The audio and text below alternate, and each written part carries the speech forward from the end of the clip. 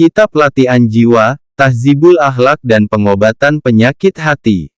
Yaitu, kitab kedua dari Rubu, yang membinasakan. Segala pujian bagi Allah yang menjalankan segala urusan dengan pimpinannya. Yang mengatur susunan makhluk, maka Allah yang membaguskan pada pembentukannya. Allah yang menghiasi bentuk manusia dengan bentuk dan takaran yang sebaik-baiknya. Allah yang menjaganya dari kelebihan dan kekurangan pada bentuk dan takaran-takarannya. Allah yang menyerahkan pembaikan akhlak kepada kesungguhan dan kesediaan hambanya. Allah yang menggerakkannya kepada perbaikan akhlak, dengan mempertakutkan dan memperingatinya dari akhlak tercela. Allah yang memudahkan kepada hamba-hambanya tertentu, untuk perbaikan akhlak, dengan taufik dan pemudahan jalan daripadanya. Dan Allah yang mencurahkan nikmat kepada mereka, dengan memudahkan yang payah dan yang sukar. Rahmat dan sejahtera kepada Muhammad Abdillah, nabinya, kecintaannya, pilihannya, penyampai kabar gembira dan kabar tidak gembira, daripadanya, yang menampakkan nur kenabian dari garis-garis dahinya, yang melahirkan hakikat kebenaran dari segala tempat sangkaan dan yang terang. Dan kepada keluarga dan para sahabatnya yang mensucikan wajah Islam dari kegelapan kufur dan kesangatan hitamnya. Dan mereka yang menghancurkan benda batil salah, maka mereka tiada mengalami kekotoran, sedikit dan banyaknya. Amma ba'du, selanjutnya, maka budi pekerti yang baik adalah sifat penghulu segala rasul dan amalan yang utama dari para sidikin, yang membenarkan segala ajaran Nabi dengan sebaik-baiknya. Sebenarnya lah budi pekerti yang baik itu setengah iman, hasil mujahadah, berjihad melawan hawa nafsu, para mutakin artinya ia meninggalkan sesuatu yang tak ada apa-apa padanya, karena takut kepada sesuatu yang ada apa-apanya, dan latihan para penegak ibadah. Dan budi pekerti yang jahat adalah racun yang membunuhkan, yang membinasakan, yang memecahkan kepala, perbuatan-perbuatan hina yang keji, perbuatan-perbuatan kotor yang nyata, kekejian-kekejian yang menjauhkan dari sisi Tuhan semesta alam dan yang memasukkan orang yang berakhlak demikian dalam kawasan setan. Itulah pintu-pintu yang terbuka ke neraka Allah yang menyala-nyala, yang naik ke hati. Sebagaimana akhlak yang elok, adalah pintu yang terbuka dari hati kepada kenikmatan sorga dan di sisi Tuhan yang Maha Pengasih. Dan budi pekerti yang keji itu penyakit hati dan penyakit jiwa, penyakit yang menghilangkan hidup abadi. Dan di manakah letaknya, kalau dibandingkan dengan penyakit, yang hanya menghilangkan hidup jasmaniah. Manakala bersangatanlah kesungguhan para dokter, dengan memastikan undang-undang cara pengobatan tubuh, dan penyakit tubuh itu, hanyalah hilangnya hidup yang fana, maka kesungguhan dengan pemastian undang-undang cara pengobatan penyakit hati, di mana padanya kelenyapan hidup yang kekal, adalah lebih utama sekali. Pengobatan yang semacam ini wajib dipelajari oleh tiap-tiap orang yang berakal. Karena tidak terlepas semua hati itu daripada penyakit. Jikalau disia-siakan, niscaya penyakit itu bertindih lapis dan sama menyamakan penyakit-penyakit itu dan bermunculan. Maka hamba itu memerlukan kepada kerapian pada mengetahui penyakit-penyakit dan sebab-sebabnya. Kemudian, kepada kesediaan pada mengobati dan memperbaikinya. Pengobatan penyakit hati itulah yang dimaksud oleh firman Allah Ta'ala, sesungguhnya beruntunglah orang yang membersihkan jiwanya. Surat 91 Asy-Syams ayat 9. Dan penyia-nyiaan pengobatan hati itulah yang dimaksud dengan firman Allah Ta'ala, dan sesungguhnya rugi besar orang yang mengotorkannya. Surat 91 Asy-Syams ayat 10. Pada kitab ini kami akan tunjukkan kepada sejumlah penyakit hati dan bagaimana pembicaraan tentang pengobatannya secara keseluruhan. Tanpa perincian untuk pengobatan penyakit khusus.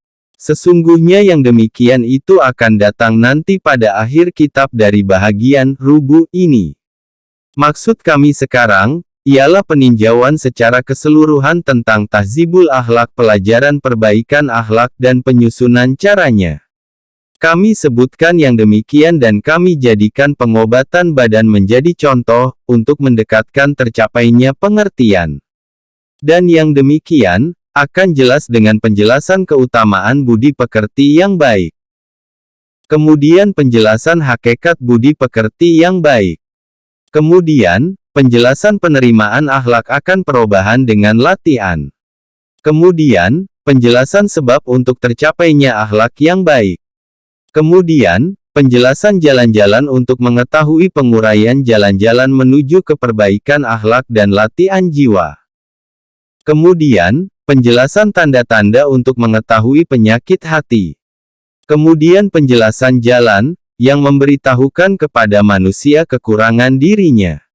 Kemudian penjelasan dalil-dalil agama, yang diambil dari firman Allah Ta'ala dan hadis Nabi, tentang jalan pengobatan hati, dengan meninggalkan segala nafsu syahwat.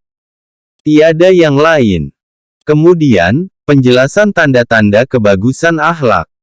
Kemudian, penjelasan jalan tentang latihan anak-anak pada permulaan pertumbuhannya. Kemudian, penjelasan syarat-syarat kemauan dan mukadimah mujahadah, pendahuluan perjuangan menentang hawa nafsu. Semua ini 11 pasal, di mana semua maksudnya terkumpul pada kitab ini insya Allah Ta'ala. Penjelasan, keutamaan kebagusan akhlak dan tercelanya keburukan akhlak. Allah Ta'ala berfirman kepada nabinya dan kekasihnya, memuji dan melahirkan nikmatnya kepadanya, dan engkau sesungguhnya mempunyai budi pekerti yang tinggi. Surat 68 Al-Qalam ayat 4. Aisyah berkata, adalah akhlak Rasulullah itu, menurut Al-Quran. Seorang laki-laki bertanya kepada Rasulullah tentang kebagusan akhlak.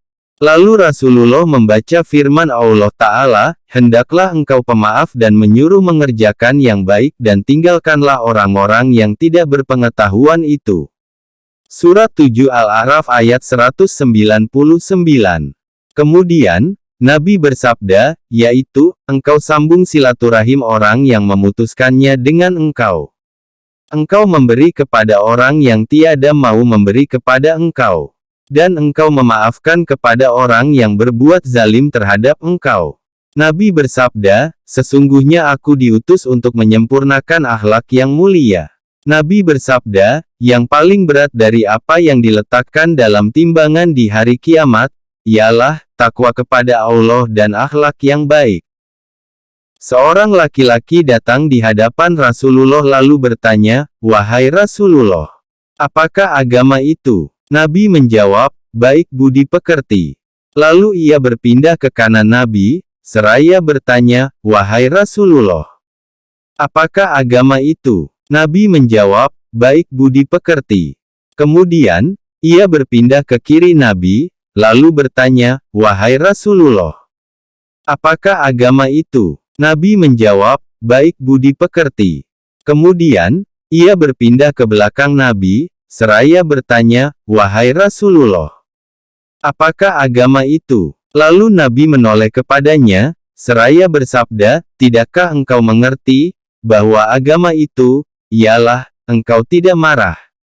Ada orang yang bertanya kepada Nabi, wahai Rasulullah, apakah tidak memperoleh barakah asyumu itu?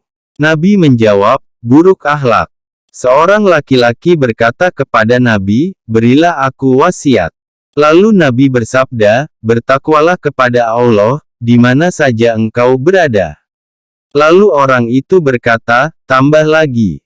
Nabi menjawab, ikutkanlah perbuatan buruk dengan perbuatan baik, niscaya yang baik itu akan menghapuskan yang buruk. Orang itu berkata, tambah lagi. Lalu Nabi menyambung, berakhlaklah dengan manusia, dengan akhlak yang baik. Orang bertanya kepada Nabi, amalan apakah yang paling utama?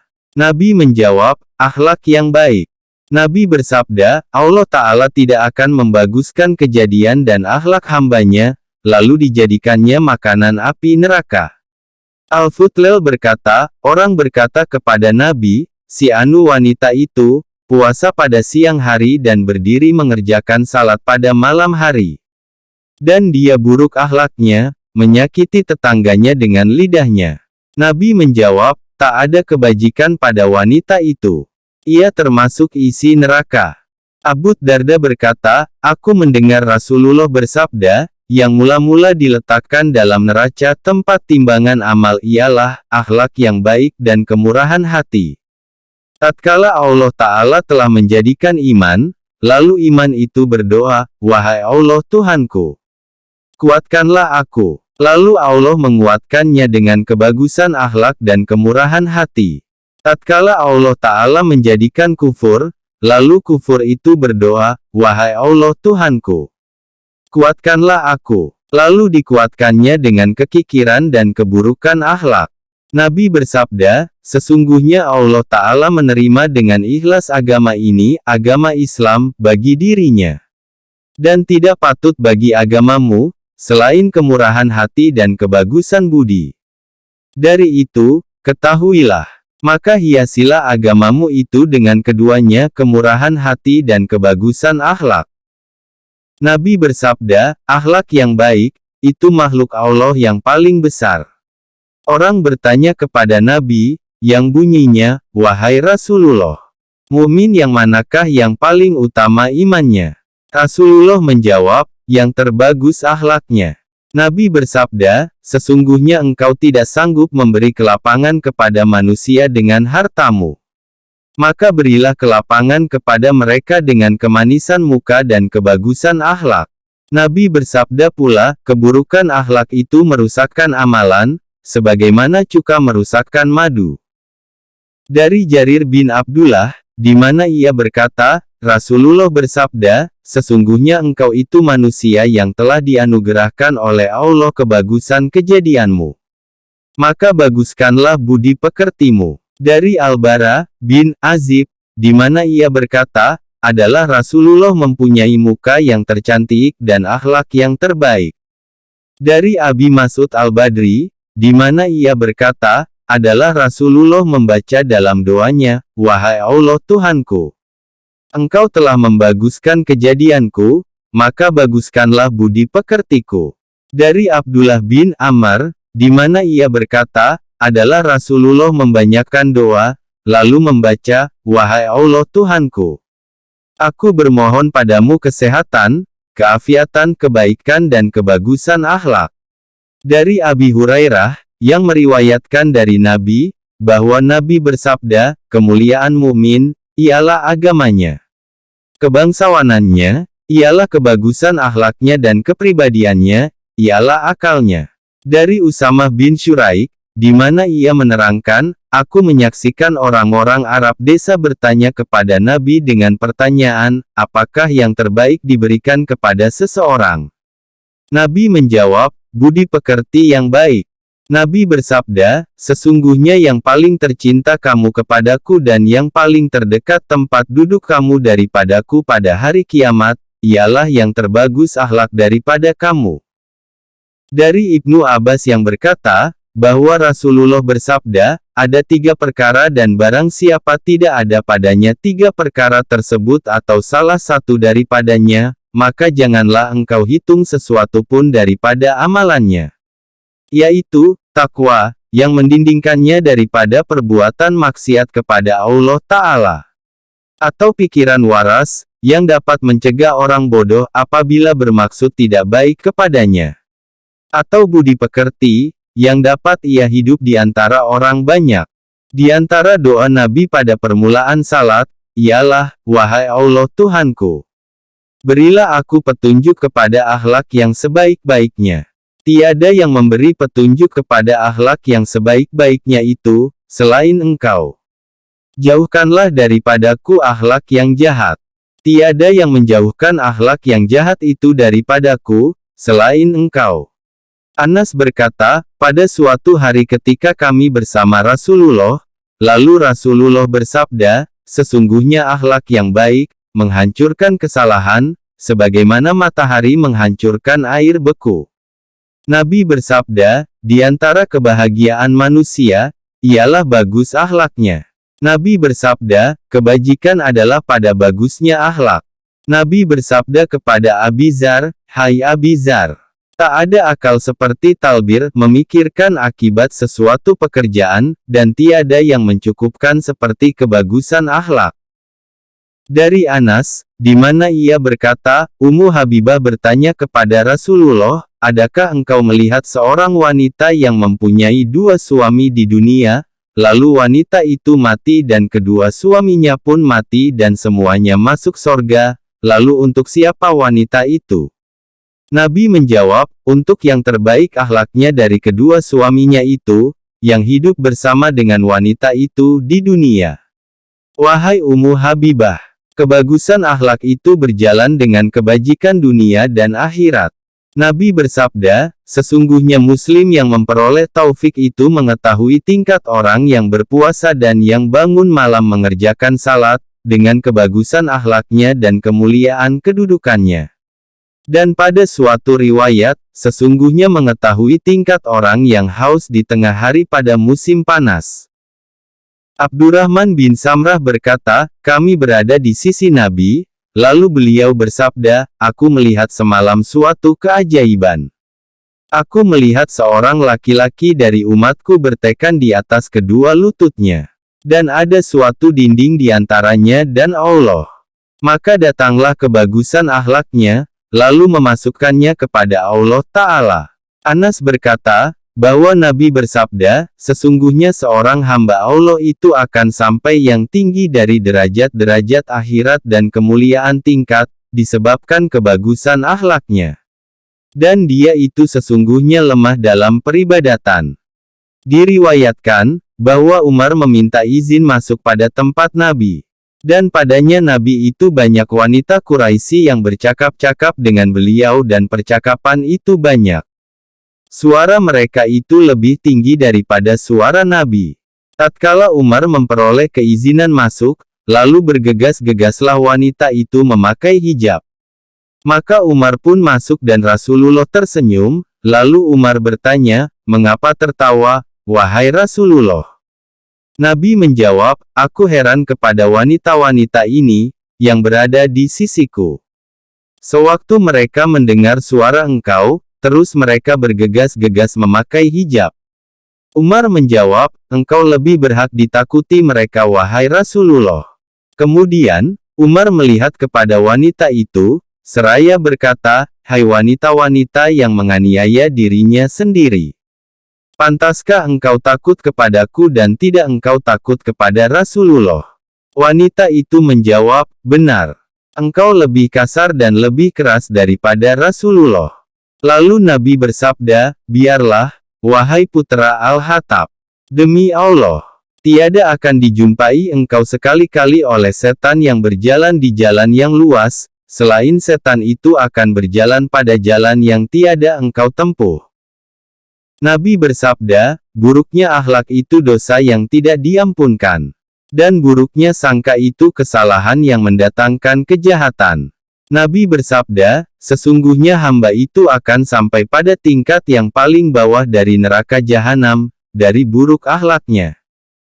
Kata-kata sahabat dan pemuka-pemuka agama Al-Atsar putra Luqmanul Hakim bertanya kepada ayahnya, Luqmanul Hakim, wahai ayahku. Perkara manakah daripada manusia itu yang baik? Ayahnya menjawab, agama. Putra itu bertanya lagi, apabila ada 2? Luqmanul Hakim menjawab, agama dan harta. Apabila ada 3, tanya putranya lagi. Agama, harta dan malu, jawab Luqmanul Hakim. Apabila ada 4, tanyanya pula. Lalu ayahnya menjawab, agama, harta, malu dan bagus akhlak. Apabila ada 5, tanya putra itu pula. Luqman menjawab, agama, harta, malu, bagus akhlak dan pemurah. Apabila ada 6, tanya putra itu lagi. Luqmanul Hakim menjawab, hai anakku. Apabila yang 5 perkara tadi berkumpul pada seseorang, maka orang itu adalah orang yang bersih dan takwa. Allah melindunginya dan ia terlepas dari setan. Al-Hasan Al-Basyari berkata, siapa yang jahat akhlaknya, niscaya ia menyiksakan dirinya. Anas bin Malik berkata, bahwa seseorang akan sampai ke tingkat yang tertinggi dalam sorga, disebabkan kebagusan akhlaknya, walaupun ia orang yang tidak banyak ibadahnya. Dan akan sampai ke tingkat yang paling rendah dalam neraka jahanam, disebabkan keburukan akhlaknya, walaupun ia seorang yang banyak ibadahnya. Yahya bin Ma'ats berkata, dalam kelapangan akhlak itu terdapat gudang rezeki.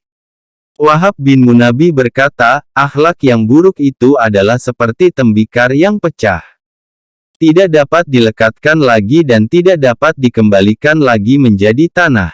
Al-Futlel berkata, aku lebih suka ditemani oleh seorang yang kurang beribadah, tetapi berakhlak baik, daripada ditemani oleh seorang yang banyak ibadahnya, tetapi berakhlak buruk. Ibnul Mubarak menemani seorang laki-laki yang buruk akhlaknya, dalam perjalanan.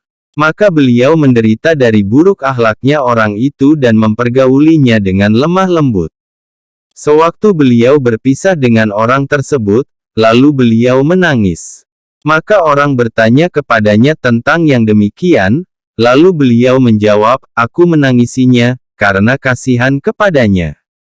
Aku berpisah dengan dia dan akhlaknya tidak berpisah dengan dia. Al-Junaid berkata, 4 perkara mengangkatkan seorang hamba ke derajat yang paling tinggi, walaupun amalannya dan pengetahuannya sedikit. Yaitu, lemah lembut, rendah hati, murah hati dan bagus akhlak.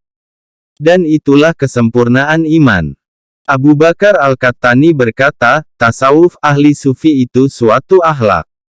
Siapa yang berlebih dari engkau tentang akhlak, niscaya ia berlebih dari engkau tentang tasawuf. Umar berkata, bergaullah dengan manusia dengan akhlak yang baik dan berpisahlah dengan mereka dengan perbuatan. Yahya bin Ma'ats berkata, keburukan akhlak itu suatu kejahatan, yang tidak bermanfaat dengan banyaknya perbuatan baik. Kebagusan akhlak itu suatu kebaikan, yang tidak mendatangkan melarat dengan banyaknya perbuatan buruk. Ditanyakan kepada Ibnu Abbas, apakah kemuliaan itu?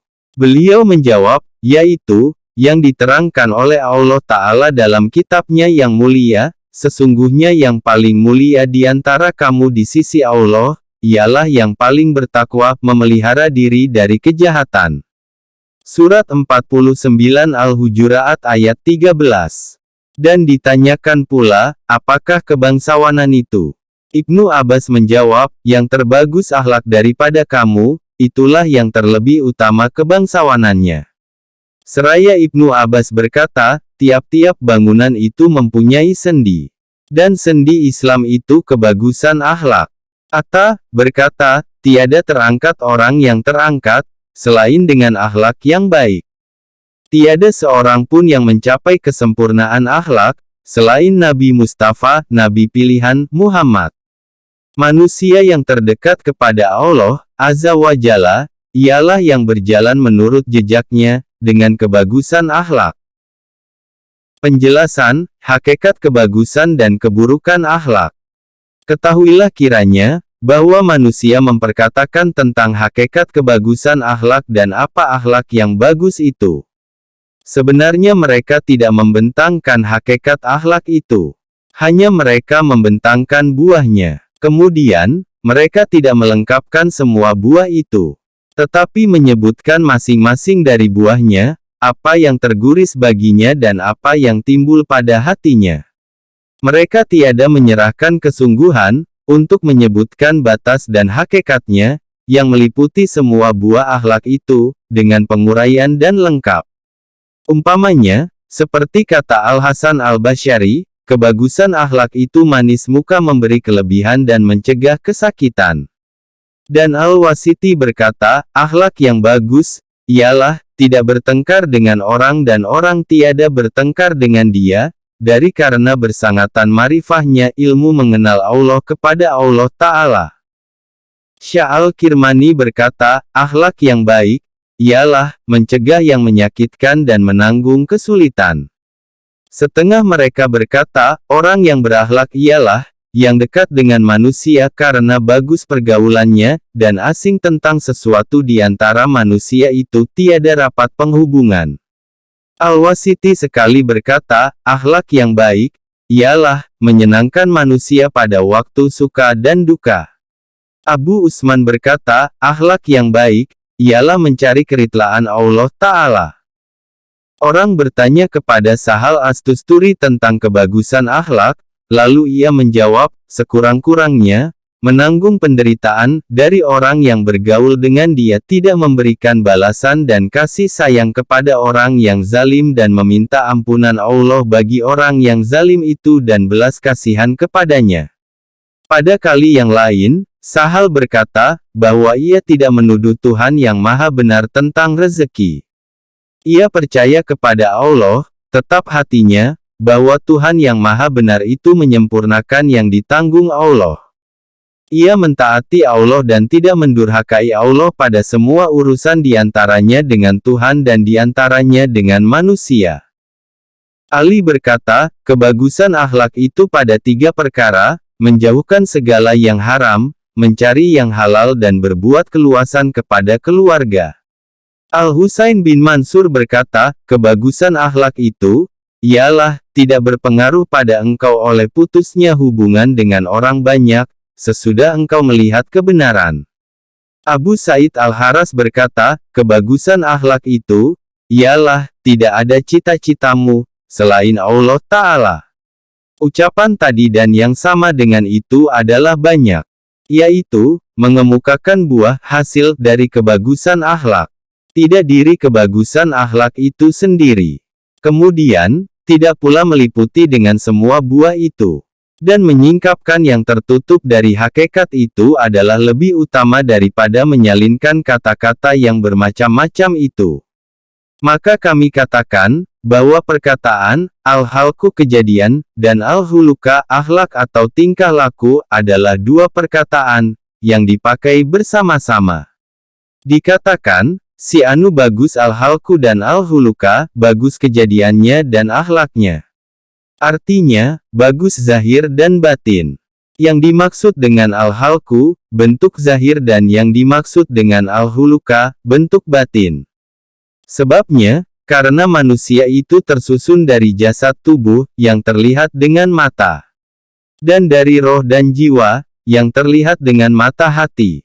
Masing-masing mempunyai keadaan dan bentuk. Ada kalanya buruk dan ada kalanya cantik. Maka jiwa yang terlihat dengan mata hati itu lebih besar nilainya, dibandingkan dengan tubuh yang terlihat dengan mata kepala. Karena itulah, diagungkan oleh Allah Ta'ala urusan jiwa, dengan disandarkannya kepadanya. Allah Ta'ala berfirman, sesungguhnya aku menciptakan manusia dari tanah. Dan ketika dia telah kubentuk dengan sempurna dan telah kutiupkan ke dalamnya ruhku, hendaklah kamu tunduk merendahkan diri kepadanya. Surat 38 saat ayat 71-72.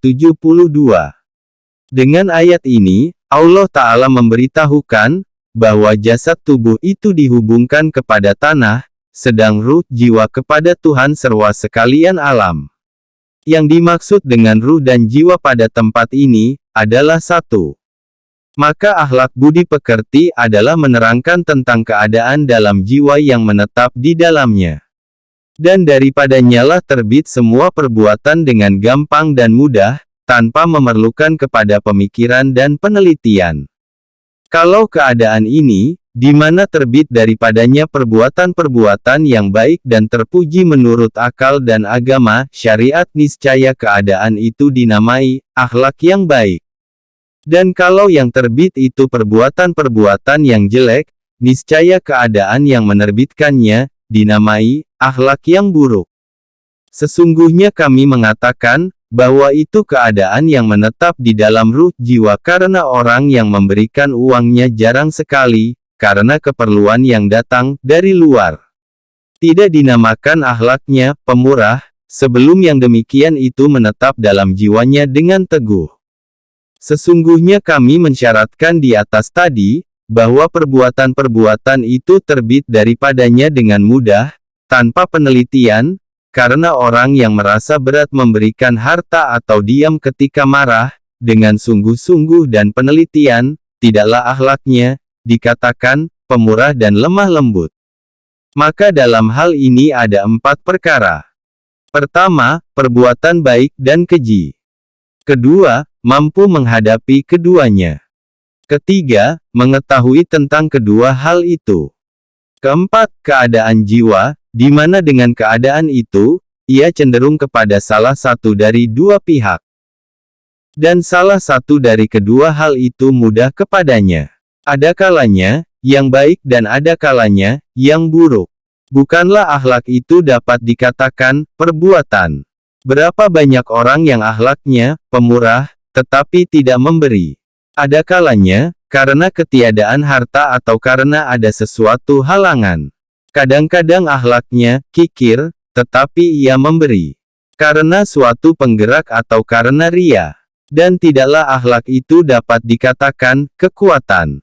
Karena dibandingkan kekuatan menahan dan memberi, bahkan kepada dua hal yang berlawanan itu satu.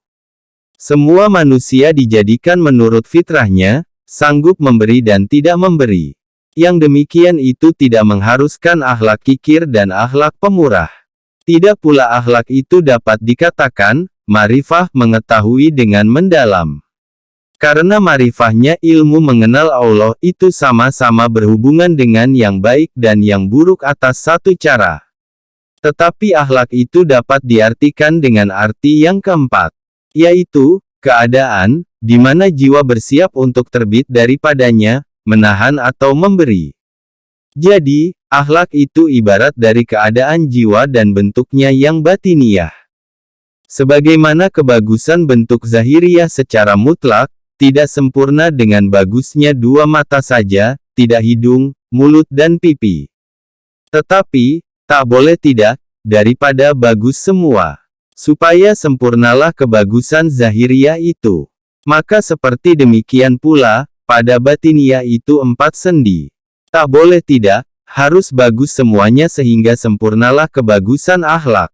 Apabila sendi yang empat itu lurus, betul dan sesuai, niscaya berhasillah kebagusan akhlak.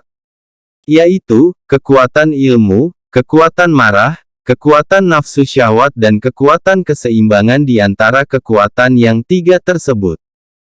Adapun kekuatan ilmu, maka bagusnya dan patutnya tentang jadinya kekuatan ilmu itu, di mana dengan mudah dapat diketahui perbedaan antara benar dan dustanya perkataan, antara benar dan salahnya itikat kepercayaan, antara baik dan buruknya perbuatan. Apabila kekuatan ini baik, niscaya berhasillah buah hikmah. Dan hikmah itu kepada akhlak yang baik. Yaitu yang difirmankan oleh Allah Ta'ala, dan orang yang diberi Allah kebijaksanaan itu, maka sesungguhnya telah diberi kebaikan yang baik. Surat 2 Al-Baqarah ayat 269. Adapun kekuatan marah, maka baiknya ialah, pada dapat mengekangnya dan melepaskannya, menurut batas yang dikehendaki oleh kebijaksanaan.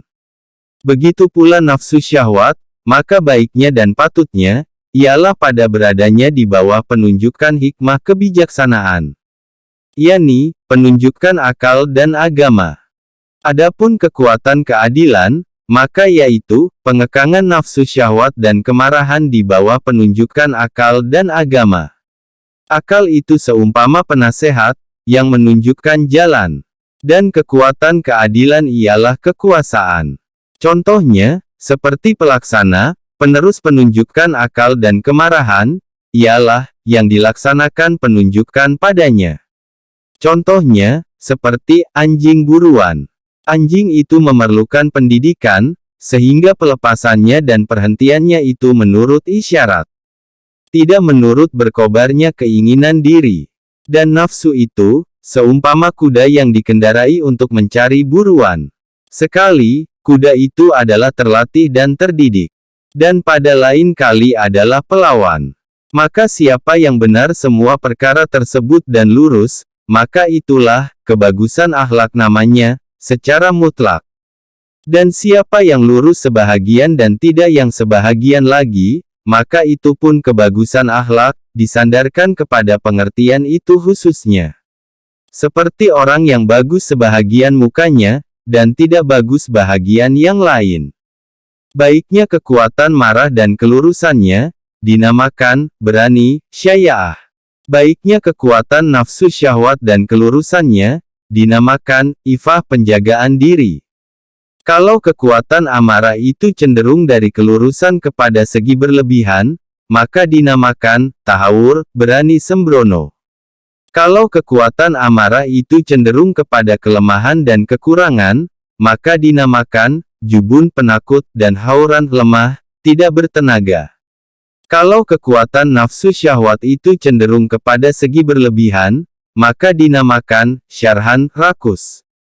Dan kalau cenderung kepada kekurangan, maka dinamakan jumud, beku. Dan yang terpuji, ialah yang di tengah-tengah. Itulah keutamaan fadlilah. Yang dua tepi itu adalah buruk yang tercela.